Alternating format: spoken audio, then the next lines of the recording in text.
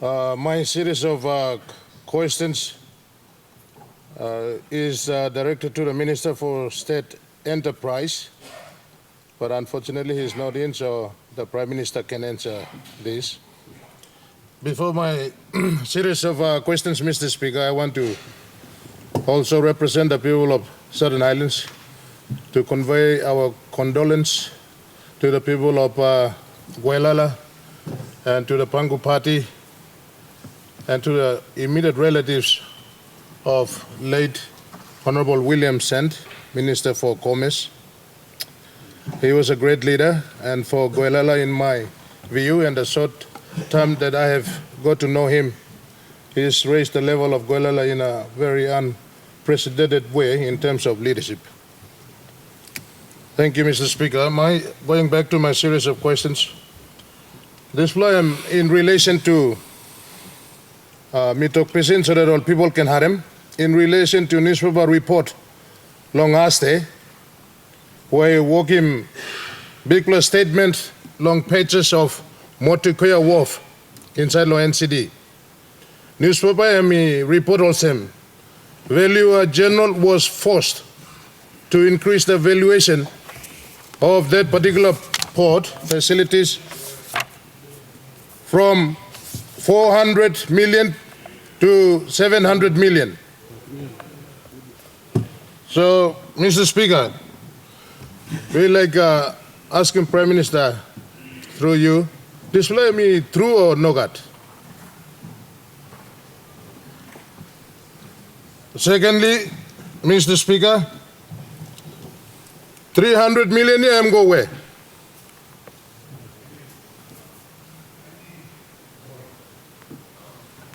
Number 3 question. In a government piney mat, some company na private company operate long Motukea Wharf facilities. How all kisim title na all this facilities long this wharf benefit through long sample of this money or no God. I think the people of Papua New Guinea through this parliament we need to know this.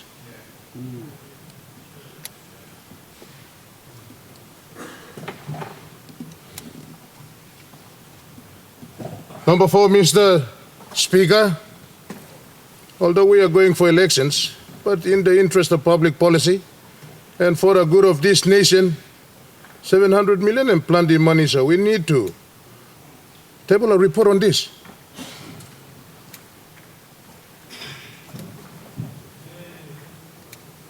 Thank you, Mr. Speaker. Honourable Prime Minister. All right, thank you, Mr. Speaker. I'd like to thank you, Lord Governor of Southern Highlands, for asking one important question. This transaction happened in the last Parliament. Minister, so I'm not clear what happened inside the cabinet room, but maybe line staff ministers at the time we know exactly what happened in cabinet room. However, the matter is now under a commission of inquiry. This transaction, time you may come up on board, the people feel that you may need a review. And one kind of UBS, na Motukea Port. Let me start on the inquiry, so me like Mr. Speaker through you, asking Governor law respecting process for inquiry law complete.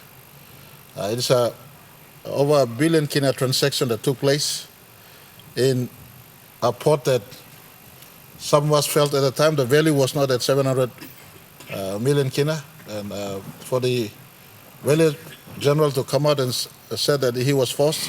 I think this is all part of the process of the inquiry that is taking place. So allow the process of inquiry to complete its course. As the process is complete, we'll table the report on the floor of Parliament and for appropriate actions to take course.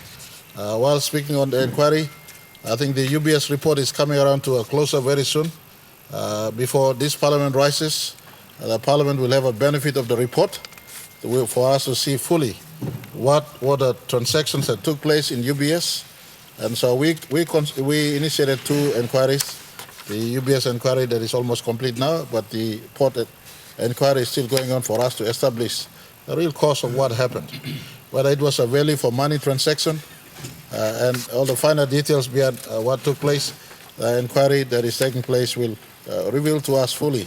And at that point in time, I could be in a better place to answer this point in time because we've sanctioned the inquiry. I cannot preempt what is taking place. Witness to the inquiry has given his finding to the inquiry. I think that was the base of the report that has come out. Let's allow the process of inquiry to complete its course, and then we can announce the finding later at an appropriate time. Thank you, Mr. Speaker.